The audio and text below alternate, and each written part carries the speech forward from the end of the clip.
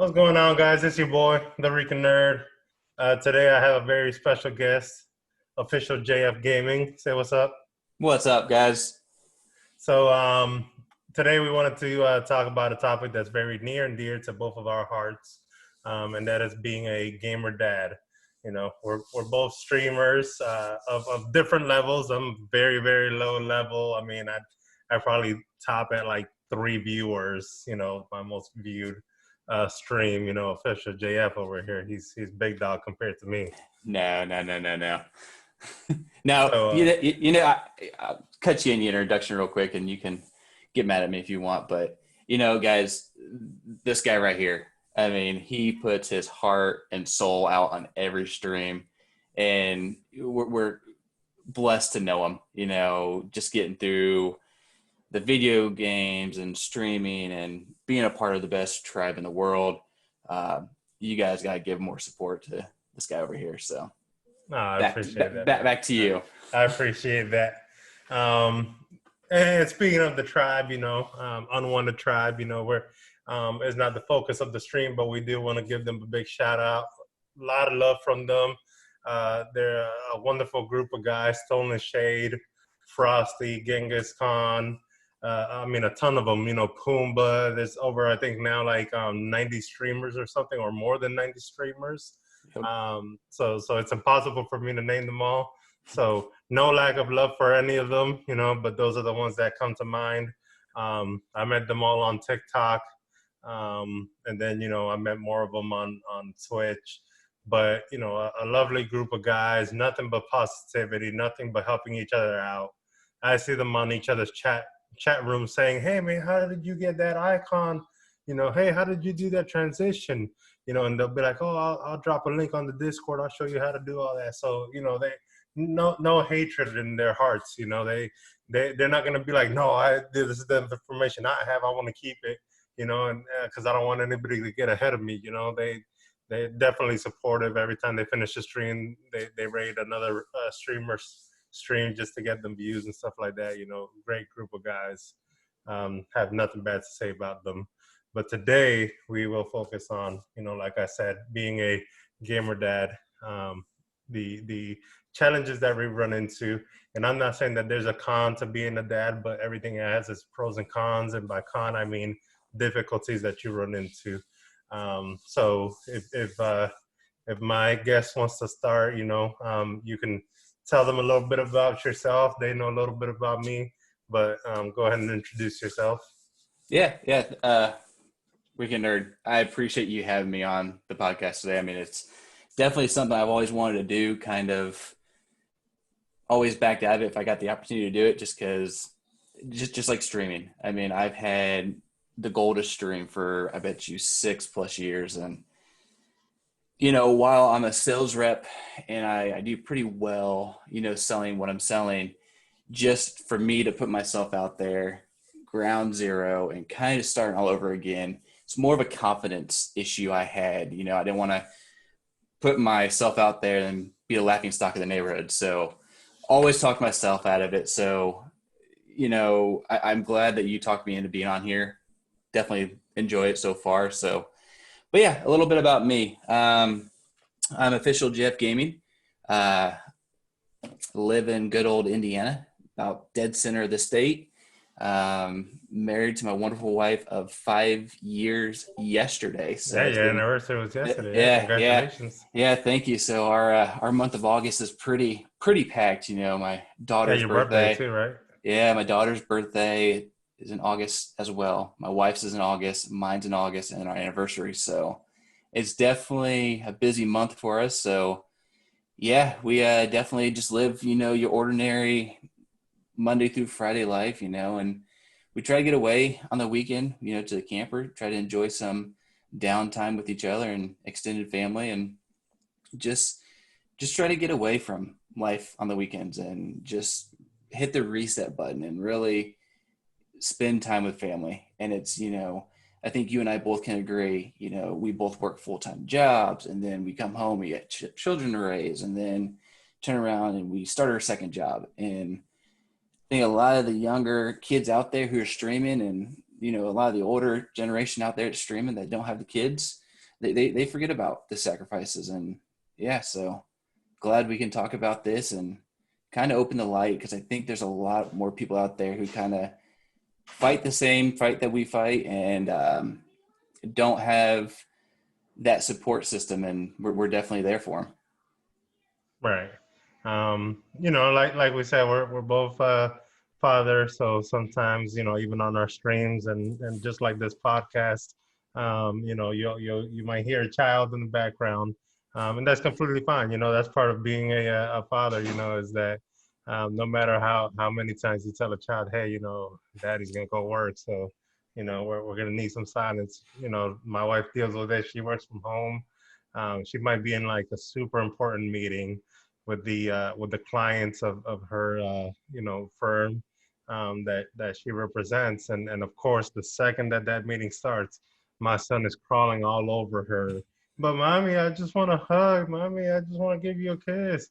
But the rest of the time he's nowhere to be found. It's only the one time that you don't want distraction, is that it's like a siren call to them. They're like, aha, right now is the moment that I need attention. And some, you gotta have joy out of it. When your streamers, not your streamers, but your viewers don't understand that, then to me it's like you said, there's the younger people and the older people that don't have children that will never really truly understand that part.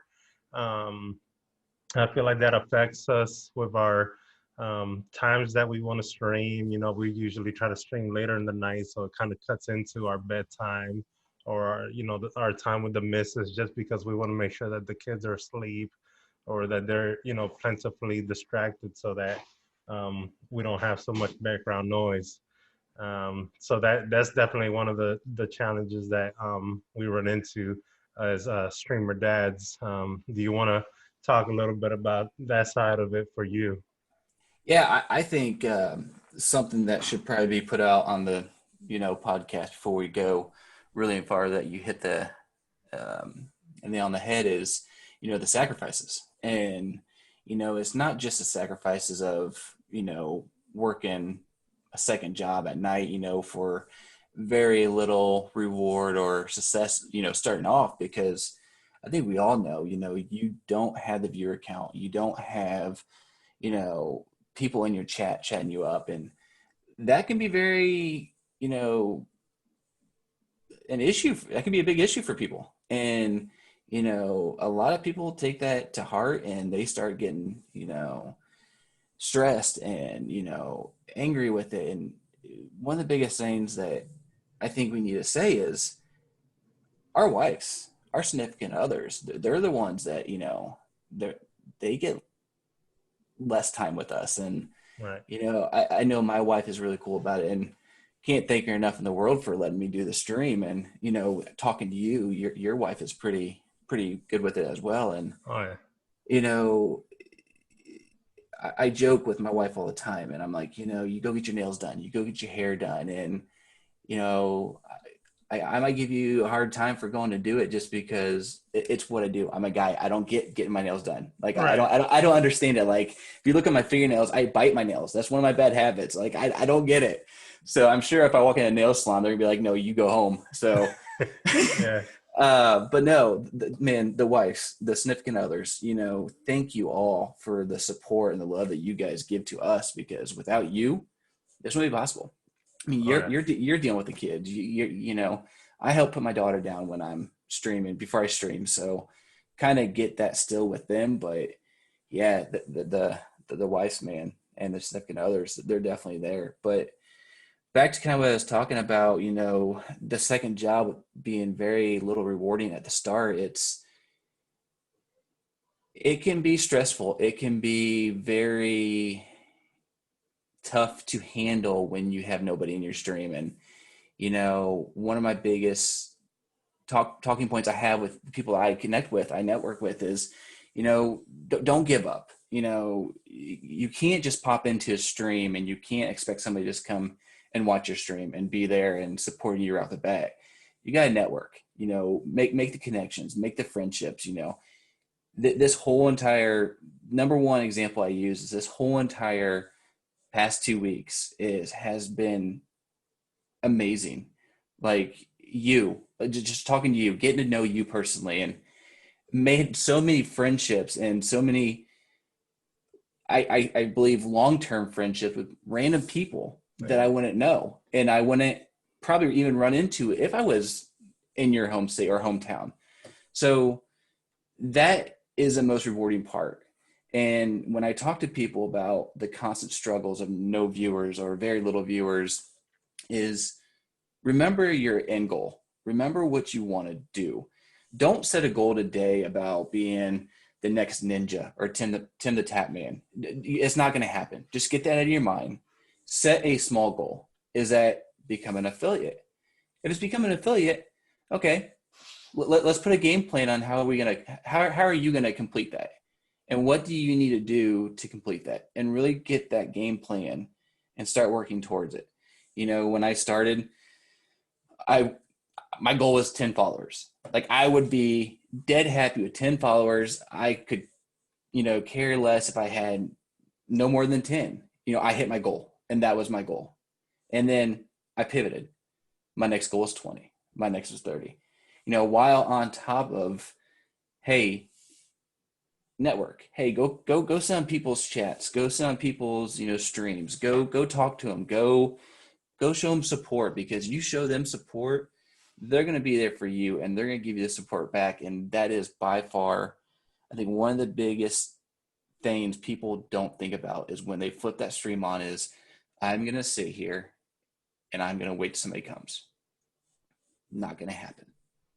You got to go find that person. And once you find that person, keep putting content out there that's going to draw them back in. Because streaming, as we all know, with everything going on right now in this wonderful country of ours, is so flooded with streamers. Mm-hmm. And what can you do that's going to set yourself apart from the next person that has the same amount of viewers as you? And that is what you guys have to tell yourself, and keep pushing for it. So, right. Long-winded answer. You got it. Yeah, no, it's a perfect answer. A lot of stuff you said there that really resonated with me. Definitely the, sitting there and just, frustrating yourself and streaming for 5-6 hours and nobody shows up, and you telling yourself, I'm going to stay here until somebody shows up. That's a quick way to get burnt out. Especially if you got a full-time job, especially if I'm going to nursing school, especially if you're trying to have another child, and the missus only has so much patience, as much of an angel as she is for even allowing us to do these types of things and supporting us, and we're infinitely grateful, but we also have to understand that every single person has a limit. We also can't abuse that, the kindness that they're giving us for doing that. If they're doing this for you, that doesn't mean you stay up until 4 a.m, and neglect them the whole night, and then you sleep in the rest of the day on a weekend and get up at 2 p.m, and they're sitting there the whole day since 8 o'clock taking care of the child because you were up all night streaming. That's a quick way to cause friction in the relationship. And I mean, like I said, I'm about to come up on my 8th year of marriage. You just crossed your 5th year of marriage. So that's things that we always take into consideration. Beautiful women and significant others to support small streamers like that. Another point that I really resonated with was that, like you said, those people that get out there and they're like, I'm going to do what it takes to become the next ninja, and they, get rainbow colored hair and they wear the Dr. Disrespect glasses and they wear, Triple S Sniper Wolf's tank top or something like that. Like they got to that point because of their uniqueness, and at the same time, these guys, they did it when they didn't have children. I don't follow them, their personal lives that closely. Some of them might have children by now, but when they were doing it, it's a completely different thing. Me and you, we have children. Our goals are completely different. our views are completely different. We see the things that happen, the risks that people take, and they end up becoming homeless because of it. Look at how many people were on Mixer, and they said, I'm gonna quit my day job and I'm gonna put all my life savings into becoming the greatest Mixer streamer that's ever been, that's ever been dreamed of.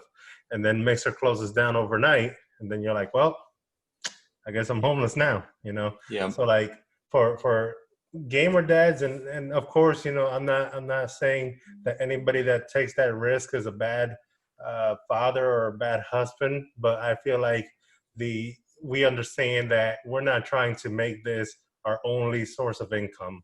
If we get $200 a month on our subscribers, we would be eternally grateful. And to me, I think that I would put all that money back into getting nicer bells and whistles, so that my stream looks nicer, but I would never, like right now, like I said, I'm going to nursing school. I would never stop being a nurse to become a streamer, because I'm also thinking, well, what about retirement and 401k and, stock option and this, that, and the third, life insurance, all that type of stuff. You could be the best streamer in the world. You get hit by a car tomorrow, and yeah, maybe the fans are gonna do a what you call it, like a Patreon, a GoFundMe type thing, to help out your spouse. But eventually people are gonna forget about your spouse. They might remember you forever. They might remember Ninja forever, but they're not gonna remember Ninja's wife or his daughter or something like that. So for gamer dads, I feel like we always have our families in the back of our heads, and we say, well, I myself would be apprehensive to take a shot at, saying I'm going to throw all my life savings into this, because it's not just my life that I'm gambling. It would be my wife's life and my son's life that I would be gambling, and I wouldn't take that chance for them. I would die for them, so I wouldn't want to put them in a position like that. So that really resonated with me, because my dream, if I have 15, 20 subscribers and 1,000 followers, let's say, something like that, I would be over the moon. If I get to hang out with that group of people 2-3 times a week, that that right there is heaven on earth for me. Yeah, I agree with you on that. And I think a lot of people lose vision on what streaming is. Like, streaming is not a full-time job. Unless you're that 1%er on Twitch, on YouTube, on whatever, it's not a job. I mean, it takes work, and you have to be better than that 1% or be as good as that 1% to make it a full-time job.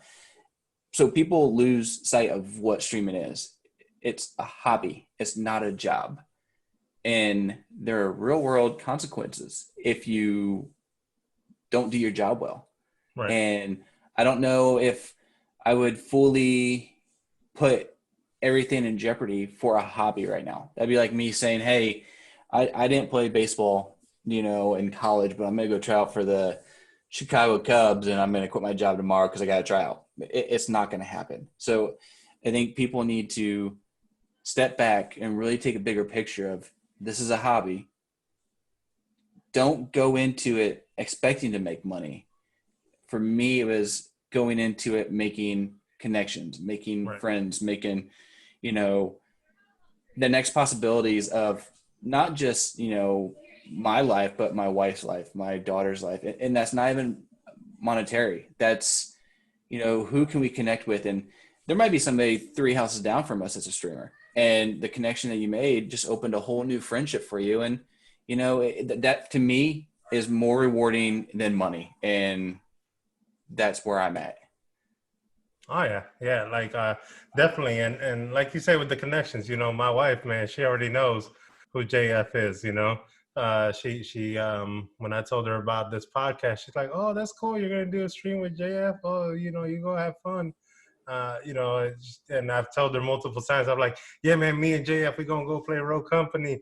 And she's like, oh, you guys have fun. And she'll get on her little Twitch app, and she'll be our one viewer, and you'll see her on there messaging, oh, good job, guys. super supportive, so it's like you said, that connection that you make, that was really a big reason why I'm currently a small a streamer at all. I mean, I had bought all this equipment, lights and microphones and cameras and all that stuff, I'd say 2 months ago. But if you look at, my first stream was probably like a week and a half, 2 weeks ago, when the UnWanted Tribe became a thing. Just like you said, these last 2 weeks with UnWanted Tribe, has been a complete game changer in the way that we perceive streaming. Um, you no longer stream to 0 people, because there's always somebody in the tribe that will, even if it's a lurk view, they put you on mute. They say, hey, what's up? They unmute you. They say, hey, what's up, man? I'm here. I'm supporting you with a view. I'm going to go cook, or I'm going to go lay down. But, I left my tablet on with your stream. So, have a good stream. Good luck. And that means the world to you, because, when you're having that good match and you see that, 2 or that 3 viewers, it's a completely different thing than when you were sitting there streaming to 0 people, and it's just a different experience. The guys, you see the Twitch notifications on your phone when they go live, and you say, oh, let me go on my computer, so that I can drop a support for them, and they do the same for you. It's definitely a community, and it's a lovely thing, and I feel like as a dad gamer, it makes it just 10 times easier to be able to deal with the rest of the stress, especially when you see guys like Genghis Khan, who's also a father. You see him with his PC builds and his smoker and all the meat in his freezer, and his eBay selling, and I like all his TikToks, and he's a great guy, and he, I heard him playing with his sons the other day on Fortnite, and it's something at the same time that brings him closer to his sons. I believe some of my streams have been interrupted by my son when he says he wants to play Sonic Mania with me, I believe we were playing a couple times, and I said, hey, I'm gonna jump off, I'm gonna go play, PlayStation with my son, Yep. And as at the moment you might say, oh man, that's so annoying, I gotta play with him because he can't beat this level, but you think back, man, if especially if you're the oldest boy in your family, you think back when you were a little kid, when you were 12 or 13, and you didn't have that support from your father, because our dads were like, oh, whatever, I work in a factory, I don't know nothing about that. My father, the most he did was play Tetris. So I was always the only one that knew how to beat any boss. So I always had 2 younger brothers that were like, oh, can you help me beat this boss?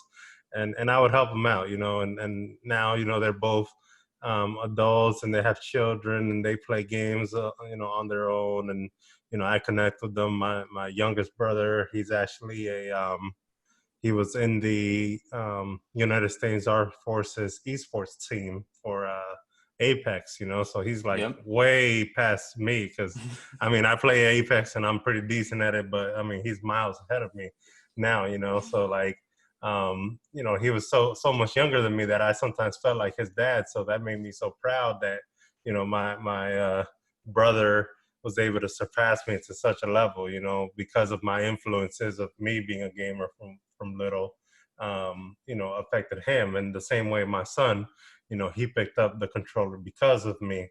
And I always got to think about that, like my dream was always to have a son that played video games with me. So I can't get mad at him if he says, hey, Dad, can you help me beat this level? So speak a little bit about that, about your own experience and what you hope in the future with your children is. Yeah, for me, I mean, I grew up playing video games, so to me, it's second nature. And I did do sports in high school or school, and so it's really, I had mixed feelings about it. And I definitely want the best for my daughter. I want her to have everything in the world. I think any dad would want their child to have the best life possible. Do I say, be a full-time streamer and don't go to college? Absolutely not. I want her to obviously grow up, having the ability to play video games just because I enjoy so much of it. And, my wife wasn't a video game person and still isn't, but we play some Nintendo Switch stuff, Mario Kart or whatever. So she's starting to get into it. So, to me, it's another avenue for bonding. Oh, And yeah. I think even I know what's currently going on in the world is not going to be here for the rest of our lives, but you know where I'm sitting at a human being watching everything that's going on, I want the most things that we can do as a family together without, say, potentially having to go to another state or whatever. Let's go to the camper. And if that's going to be a night out with the Nintendo Switch and we're all hanging around the TV or fire or whatever playing Nintendo Switch, then absolutely. So I want her to have big dreams. I want her to do what she wants to do, but also having the understanding that, again, it's not a job. It's not you can't focus on that, Right. and who knows who the next big streamer is going to be when she's at that age to be on Twitch and YouTube. God help me, because that's going to be the day that I'm going to have a full head of grays. But I'm already almost there. she just I want her to be taken care of, and the number one avenue for her is school, is sports. She's going to have her schoolwork to do. She has to be active in sports. And my wife and I have numerous conversations about what sports she'll be playing or what sports she'll be playing. So, to me, gaming's going to be third, fourth, or fifth. That's going to be more of a weekend thing and, a family bonding thing. And if she gets to, high school or college and things change and she's going to be gaming more often, that's up to her. I can't stop her at that point. But, I think early childhood development is so important in a child. I don't want her focusing all of her time on video games. And that's, where I stand as a parent. And I think a lot of parents out there might not care, but for me, and the way the workforce is going along, you have to have your degree, you have to have your education, or you're going to be really chewed up and spit out whole. And I only see it getting tougher, but that's where her responsibilities are going to lie. And then obviously my responsibilities and my wife's responsibilities as parents is enforcing that and making sure we stick with that. And that's something we both have been pretty hardcore on. And even right now with our iPad, it's, look, you can have your iPad when you get home from school for a couple hours, but then you're shutting your iPad off and we're laying in bed and we're going to watch TV or watch a movie together as a family, and then we're going to bed. So we definitely limit her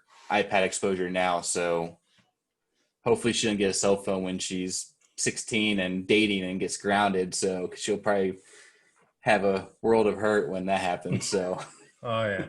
Oh yeah. I mean, and I feel like, the one benefit of being a gamer dad who, like you said, when we grew up, man, our parents didn't know about games. They didn't know about the ratings. They didn't know what games we should be playing or what games we shouldn't be playing. I remember, I mean, I was like 6 or 7 years old when Grand Theft Auto 2 first came out in the States. And I mean, the bullets looked like pieces of paper, cut out. I mean, that was terrible. Back when Mortal Kombat, basically would duct tape people's faces to the character models, and it looked like everybody had what you call it, the facelifts and stuff like that. And there was no real ESRB until, all that Mortal Kombat fiasco happened. And even after that, it didn't really matter because our parents were illiterate when that stuff was, I'd tell my mom, hey, Mom, can you get me Grand Theft Auto San Andreas? And she'd say, yeah, sure, whatever. Here you go, new game for your Nintendo. And I'm like, no, there's a PlayStation, Nintendo. So she would call everything a Nintendo. you know. It, it, and I think, growing up, you and I, and it wasn't that long. I'm not going to date ourselves, and put our ages out there, but how quickly technology changes Oh, yeah. in our society, and we didn't have that. We had that focus of your school, your sports, you know your family time, and hanging around the dinner table as a family with no Oh, yeah. electronics. And it's the next 5, 6, 7 years is going to be very interesting, in how technology changes even more, and how more dependent we are going to be on technology. Is definitely something that I think every parent, even if I'm going to say, even if you're not a parent, really get the idea and start thinking about your future as an individual, because you're going to come into a time that you're used to. Look at the younger generation right now. They're used to the video games. What's it going to be for 10 years for them? When they start having kids or whatever, they're going to be in a bigger, I think, world of hurt than we are, because technology is getting to the point where it's everywhere and it's easy to get a hold of. And I remember bribing my parents for a cell phone when I was growing up, and shame on me, but my daughter's 4 and she has an iPad. So Right. it's like, you don't want to go through what you grew up by not having electronics or having the power to have them, where today it's so easy to get them. So it's really a double-edged sword on what you, or how you really raise your kid with electronics. And Right. I think electronics as a whole gets used as a, hey, you go be quiet and deal with your electronics. I don't want to hang out. I don't want to deal with you, and I'm not talking bad about those parents, Right. not at all. But I think electronics gets that name of, here, it's a parent tool. The parent is now the electronic, the iPad, the PlayStation, the whatever. But people, you're losing so much time away from your child and what they're doing. And I think that's why you get these apps, like I can't even think of all the apps now that are out there that are like all getting all the hate. But Oh, I yeah. think Like in Twitter, and there's like so much hate going on well, Twitter, and yeah, because you're not parenting. You're yeah. letting the technology parent, Yeah. and the technology has no definite lines that you cannot cross. So, yeah, it's definitely going to be a big change, I think, in the next coming years of what Right. technology looks like. It's definitely a challenge, and you know, I was just earlier my nephew's birthday.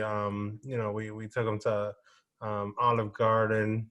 We made sure we go to places that are practicing social distance. I'm not going to really get into the politics of all that, but we his mom wanted to get him a PS4, and she's video game illiterate. She doesn't know nothing about that.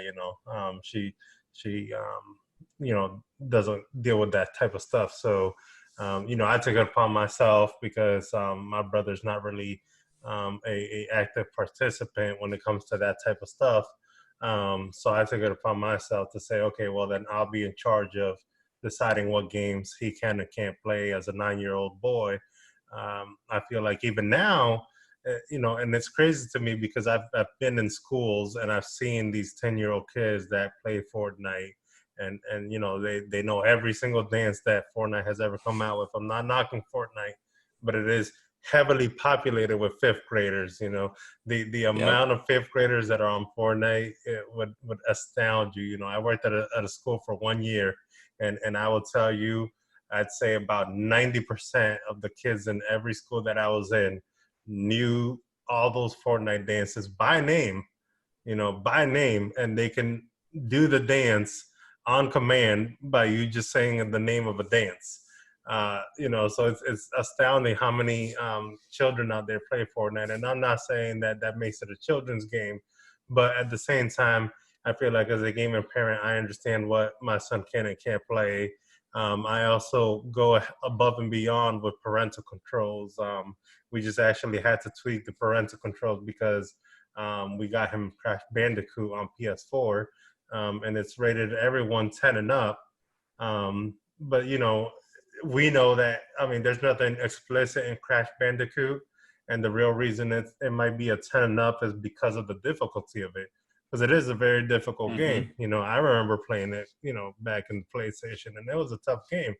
So like every 3 minutes he'll be like, "Oh, Bobby, can you help me? Bobby, can you help me?" And I'm like, "Nah, man, you gotta, push through, keep going." Yep. So we were able to set up all those parental controls. He gets, at most 3 hours a day on the PlayStation, and after that, it kicks him out of his account. But nowadays, you can't, like you said, you can't let technology parent, because my son is a very smart kid. And then, you as a parent might just say, okay, after 3 hours, it'll turn off and he won't play anymore. But as a gamer dad, I'm like, okay, I'm going to time this. And after 3 hours and 10 minutes, I go out there and I see that he's playing, but it's like almost at the beginning of the game. So when I hit the PlayStation button, it's on a guest account. So when he got kicked out, he went and he put an offline guest account on, so that he could keep playing. And I'm like, oh, you, okay, you slick, So definitely, technology does not parent your children. Technology doesn't care, unless you have a million rules, and safeguards against it, your kids will find a way, some stuff that my wife had to learn, and she's very tech savvy, but, sometimes you as a parent and as an adult put children in these boxes and you say, oh, they're not going to remember something. So my wife would like put the password of, for the tablet for her account so that he can watch YouTube, because on the Amazon Fire tablet, it only has YouTube Kids. So then you can't really see a lot of stuff. And he liked watching like the video game playthroughs and stuff like that. So he learned that password by watching her put it in a couple of times. So one day she went and she saw that he was just watching something. And then I said, hey, you gotta be careful because your Amazon's on there. And and then one day he walked up to her with the tablet and he was in the Amazon store on her tablet, which of course her credit card saved on. And he's showing her these Sonic toys that he wants. He's like, Mommy, can you give me these? And luckily he asked, because if not, a package would have shown up at the door. And she's like, who the heck ordered this, Yep. Which, I mean, you see all those news articles about these kids spending $10,000 on Fortnite, cleaning out their parents' bank accounts and stuff like that. So those are challenges that we run into as gamer dads, that we kind of think ahead and we're like, hey, you got to safeguard stuff against that, like you said, technology is not the parent. If you're like a guy that has a PlayStation, but you don't play it no more, so you're like, whatever, I just let my kids play it and they play little Fortnite, you don't think, hey, is your credit card still on that PlayStation from when you got PlayStation Plus or something, or on your Xbox when you got some Xbox Live games or something, you gotta think about that stuff, like that's why I don't let my son use my account, password protect your account. Yeah, it's a pain in the butt to have to put in a password every time you want to play with JF, but at the same time it's a safeguard, because the PlayStation is not going to care that, it's not going to read the biometrics of whoever's holding that controller to accept or not accept a purchase, and that stuff is hard to dispute. You can't tell PlayStation, oh, I didn't mean to get 10,000 V-Bucks. Can you refund this? And they're like, nah. Yeah, you're stuck with it, so enjoy it. Yeah, no, it's definitely interesting on how kids are these days, and they're smart, way smart, and it's at a young age, very young age, and yeah, it's just crazy. It blows my mind watching my 4-year-old daughter, walk around kids YouTube and, oh, I know who this is, or I know who that is. I'm like, Ryan and all that. Yeah, Ryan's. I'm like, toy review. Really? Yeah. I mean, I'm like, I've never seen this. She's, well, Dad, I don't know how you haven't seen this. This is a pretty big thing. And I'm like, oh, I'm sorry. I'm also 33 years old. I'm a dinosaur. I don't watch kid videos, so.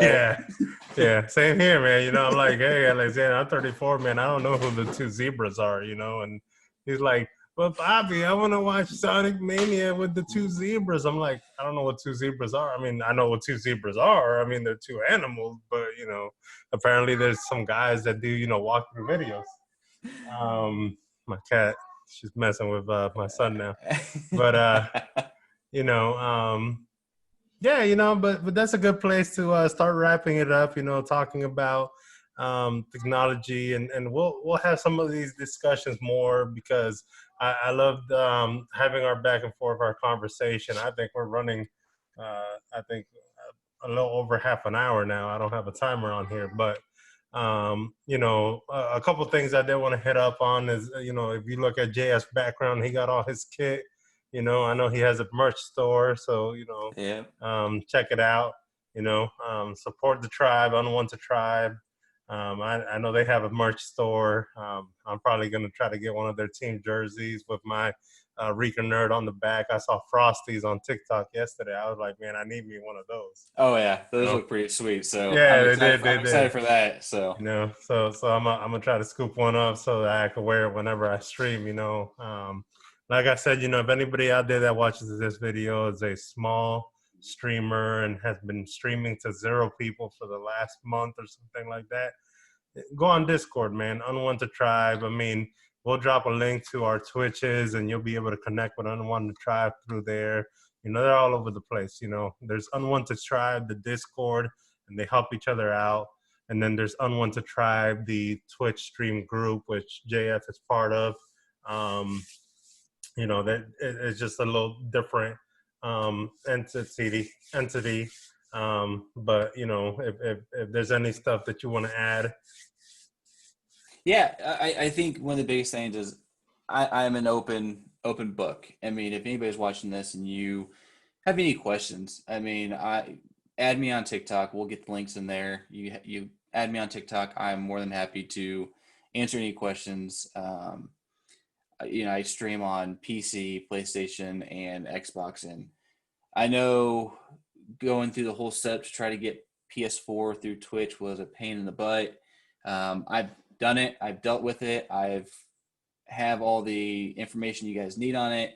I know when I was looking at it, I didn't find anything on YouTube to really show how to do it. But yeah, send me a follow. Direct message me. I'm more than happy to answer any questions. Twitch support. Join the tribe. There's a lot of smart people in there that can also help out. So for sure, we're all here, and we want to help each other, and there's no reason why we can't grow. So. Oh yeah. So yeah, like he said, check us out on Twitch, on TikTok, YouTube, all over the place. We're everywhere. We're always trying to grow. We're always trying to come up with new entrepreneurial stuff to give back to our fans. So keep an eye on stuff for that. We'll be, you know, trying to do stuff to connect more with the fan base. So this has been JF, a very great guy. I am your boy, the Rican Nerd. Peace.